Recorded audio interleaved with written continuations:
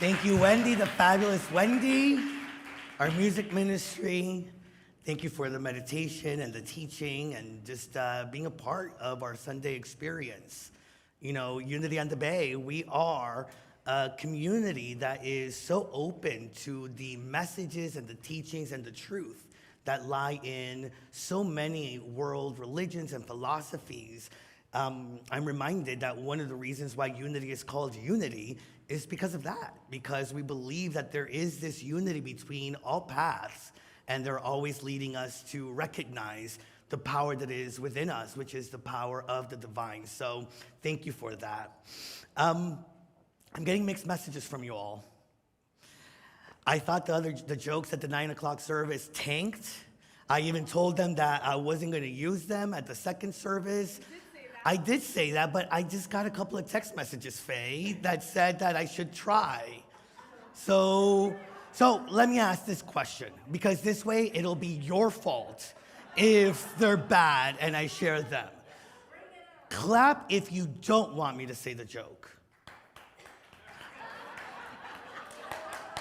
Mildred, I got your address. I got your phone number. Clap if you want to hear at least one of them. Sorry, Mildred. It wasn't me. It was them. Yeah, God wants it, Mildred, God. Okay, I'll just do one really quick.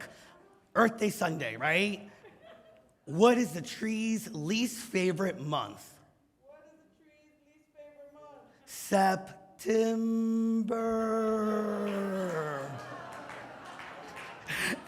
Everybody apologize to Mildred after the service today. All right. But I do want to mention trees. No. Well, see me after the service. So I wanted to talk about trees, though, because I want you to know now that we are celebrating Earth Day Sunday, some of you around a few years ago, we made a promise to more fully live our principles, right? And the things that we teach and talk about. And so a few years ago, we made the commitment that on Earth Day, we would always tithe and we would always donate to an organization called One Tree Planted. And so today, as part of this Sunday service, we're going to be giving to them so that they can plant 500 trees in the name of Unity on the Bay. And at that time, we also made the promise that we would also give towards planting a tree for every individual that came to one of our classes or events. And so since we made that commitment, Unity on the Bay, you have been a part of planting over 3,000 trees around the world in support and in love of Mother Nature. And I really love, some of you know this already, but I really love Earth Day Sunday because as somebody that really wants to continue to live these teachings that talk about compassion, right? And the compassionate heart, which not only extends the compassion that we have towards ourselves, but the compassion that we have towards others, which is ourselves, and the compassion that we have towards Mother Earth and nature, which is an extension of ourselves, right? And so it's a really wonderful thing that we can talk about the things that we can do out in the world in honor of Earth Day Sunday, and also bring it to spiritual practice. What does it mean? What does it remind us of? What does it make us mindful of as we are doing things out in the world? Because here in Unity, we believe so within goes outside, and that which is outside is also an expression of what is within. And so it's this relationship that we have with Mother Earth and with being good stewards of Mother Earth that can bring us to a place of deeper spiritual knowing and deeper spiritual wisdom. And so today I want to share with you a little bit about that. Now, most faith traditions will talk about the connection or the ways in which we're invited to really be good stewards of Mother Earth. In Genesis, so in the Hebrew scriptures, Genesis 2 verse 15 says, the Lord God took humans and put them in the Garden of Eden to work it and to take care of it. In the teachings of the Quran, chapter 35, verse 39, it says, it is he who has made you successors upon the earth.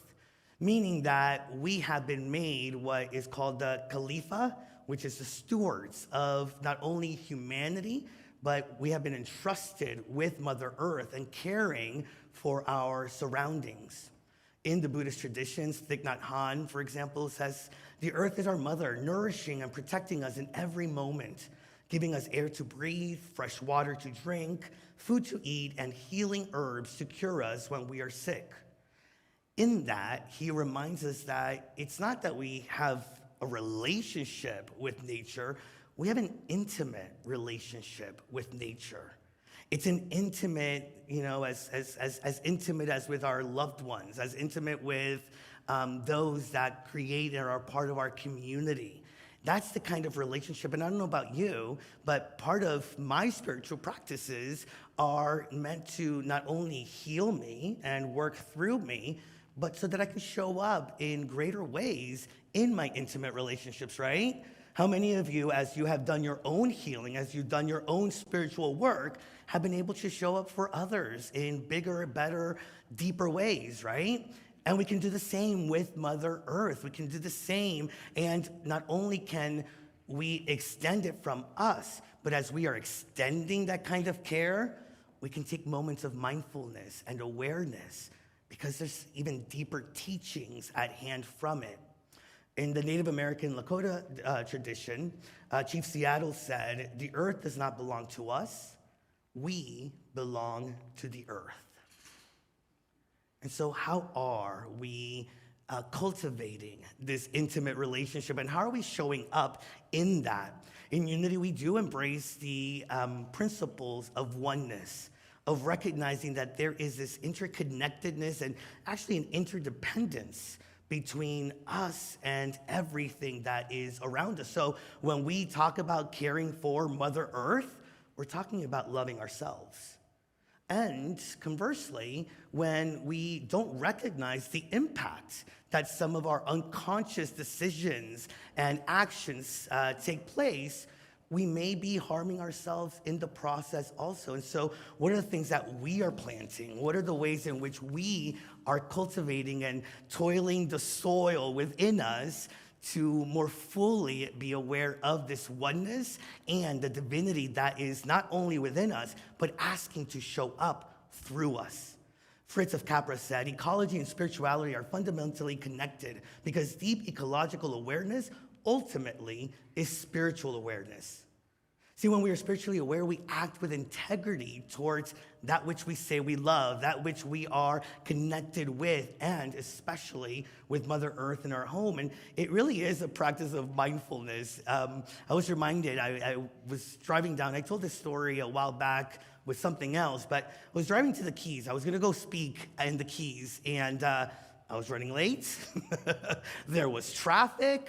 Have you been there where you're going to what some would consider paradise, but you're so stuck in the stress of it all that you're not fully noticing it, right? My mom recently, she's coming down for Mother's Day, and she's living in Atlanta right now. She says to me, "Okay, but as soon as you pick me up at the airport, I just feel like going to a really nice beach. So let's rent something a little bit further north so that we can go to the beach." I'm like, "Mom, we're in Miami. We're like 5 minutes away from the beach," right? But how many of us sometimes forget when we take a moment of mindfulness and realize we live in places where people dream of vacationing? And how many times have we crossed bridges without recognizing that we're literally passing pictures of postcards as we're driving through? And so that's why especially on Earth Day Sunday, when we look at how we are in connection with nature, it's an opportunity of mindfulness. And so I had this opportunity of mindfulness. I was stressed out. I couldn't deal with being late and the traffic. And my AC started to, do its thing, and it was hot. But then I was like, all right, what am I gonna do? I lowered both my windows, and in that moment, I looked to my right, gorgeous water. I looked to my left, gorgeous water, and guess what? The stress slowly but surely started to dissipate, right? And to me, that really is about when we are mindful about the surroundings, we're mindful about what's going on within us. We become more mindful or more aware of the gift or the presence that is in that moment. And it reminds me, George Washington Carver is one of my all-time favorites. And he says this, by the way, scientist, black civil rights leader, the first person to ever have a federal memorial made after them that wasn't a president was George Washington Carver. That's how much I love him. I've been there, Missouri, twice. Okay, I love to think of nature as an unlimited broadcasting station through which God speaks to us every hour if we only tune in. So what is God speaking to us through nature? What is God speaking to us through what is taking place in our world and in Mother Nature at this time? How are we being invited to be stewards of God's love, light, expressing as creation itself? And how are we being called to recognize as co-creators or creators of this creation that it is for us to tend to it. It is for us to not only be present for it, but then use it as part of our spiritual practice and nurturing so that we can go deeper into the truth of who we are. Now, I'm going to share with you a couple of things that I picked up a little earlier from United Nations. And the United Nations has actions for a healthy planet. I'm sure you've heard all of these before, right? And I'm pretty sure you've heard a lot of the things that we talk about at Unity quite a bit, right? Because part of it is it's not something new, right? This is a way of being, and we need those reminders. I was even getting ready for service this morning, and I turned on the shower, and then something called my attention, and so I left the bathroom, and I'm like, oh my God, I'm gonna be talking about taking care of Mother Earth, and I just left the shower on. And thank God I was speaking about taking care of Mother Earth because it was a reminder to be more mindful and to take action based on what I believe is possible through my mindful and intentional actions. And so I'm not going to go through all of these, but I want to just share with you some of these and how I relate them to spiritual practice. For example, so there's conserve water, right? Just conserving water. Don't do what Juan did this morning. If you're gonna, conserve water. But also, don't send chemicals into the water stream. So be mindful about the things that you're putting into the water. By the way, aren't we always being asked to be mindful about what we're putting into ourselves? And I don't mean that just from a place of nourishment. I mean that like our thoughts, right? The consciousness. What are we putting into the consciousness? Well, you know what? I want thoughts of pure love. I want thoughts of pure light. I want thoughts of pure peace. And so, gotta get rid of all the other stuff that are the add-ons and just go to the purity of spirit in all that we do. The same as being clear and pure about what we're putting into our water streams. What about changing your home's source of energy? Now, how many of you walked into Unity and maybe are still in the process of it where you thought that your success, you thought your happiness was outside of yourself. And that's where you got your energy for life, your zest for life. And all of a sudden we realized, wait a minute, that may be limited, right? That's impermanent, right? And so how can we switch and recognize the source of energy that is within us? And start looking to spirit to be what energizes us and our actions. The same thing we're being invited to do now. What is the source of energy in your homes? Now, FPL, for example, has a program, because we signed up for it, where you can call them up and you can let them know that you only want renewable energy to be what your home uses. And so you can do that. You can switch the source of the energy that you use at home as we are shifting and recognizing the source of our energy, our God self, our own divinity, and move from that place. Then looking at saving energy at home, right? It is this resource of energy that we have, but are we being good stewards of it? And many times we talk about here where how many of us have gone to the place like, oh, I really want to do that gratitude list at the end of the night so that I can, go to sleep aware of all the wonderful things that happened to me during the day. But we get to the end of the night, I'm like, I ain't got time or energy for that. I am spent, right? Because we spend our energy in other things. How many of us sometimes, have a meditation practice or we want to go deeper into our meditation practice and add some time or maybe make it more consistent. But all of a sudden, we, decide that we're going to binge watch 3 Body Count or whatever the one that we started watching the other day is, and we stay up till 2 in the morning, and then the thing that we said we wanted to have energy for, I don't have time for. I got to get up. I got to get my child for school. I want to sleep in a little bit more. And so being conscious of how we're using our energy and being conscious of the things that we value and the ways in which we want to prioritize those things is an important part of our own spiritual awakening and journey. And it's an important part of being mindful about how we take care of Mother Earth. I love reduce, reuse, repair, recycle. We've talked about this before in other Earth Days. Reduce. Let's reduce the negative thinking. Let's reduce our belief in limitations, right? And so you reduce that. Reuse and recycle affirmations that work for us, right? Like don't discard what has been working for you. Continue to use it or find new uses for it. If it worked in one area of your life, an affirmation, maybe that same affirmation can work in another area of your life. And so continue to see how you can use those tools. I love that they, a few years back, added repair. How many of us, and I've been there, where it's you throw out the baby with the bathwater, you are hurt, you feel damaged, you feel unworthy, and you feel like you could just be discarded. And how many times have we actually discarded ourselves?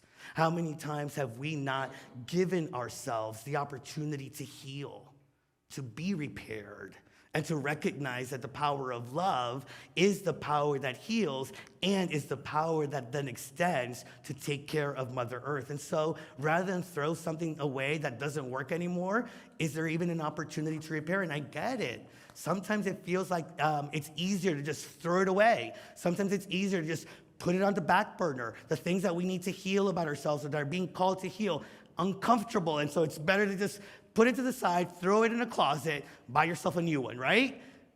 An opportunity for spiritual nourishment there. What I just mentioned, eat more plant-based foods. The amount of energy that goes into meat, for example. And the only thing I'll say to that is, I'll say 2 things. One, because it was on this list, I got to recommit myself to it. So you can join me in deciding to take 1 or 2 days, at least a week, of not eating meats and eating all plant-based foods.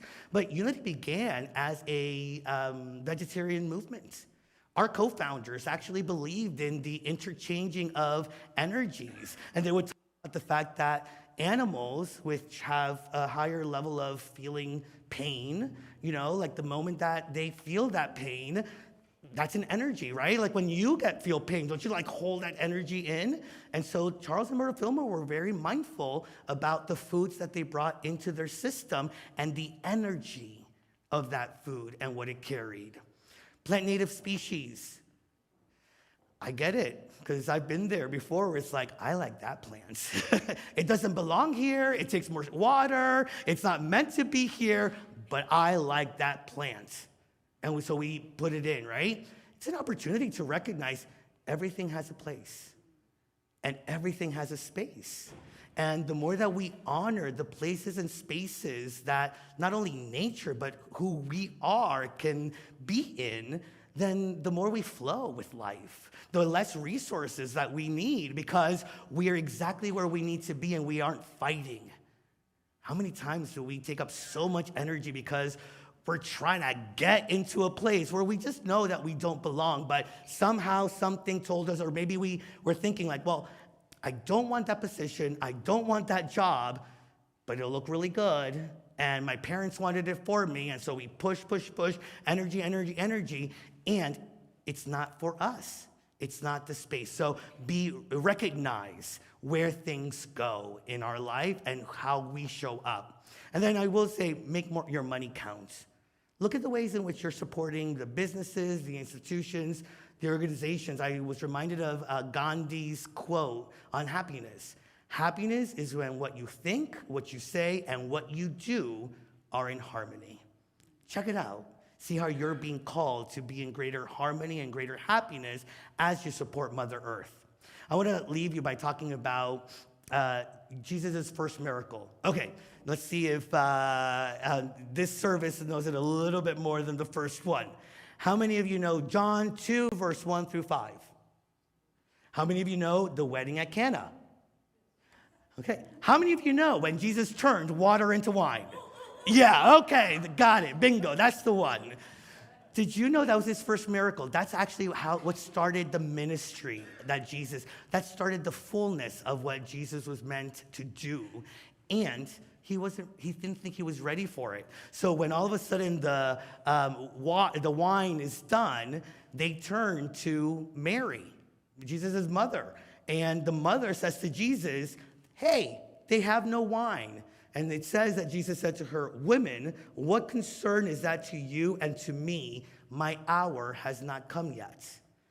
His mother, as most good mothers, pretended not to hear that and said to the people that were with the wines and everything, goes, do whatever he tells you to do.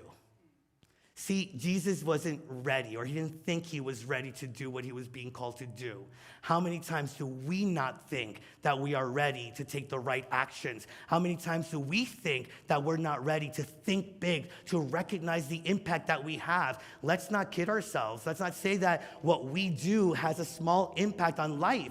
It has a humongous impact. We talk about consciousness. We talk about energy. We talk about who we are and how we show up being an impactful thing. So let's no longer lose the sight of what our impact can do. Let's not minimize it, because the moment we minimize our impact on one thing, we're saying that there is a way of minimizing the impact we have on all things. And that is not spiritually true.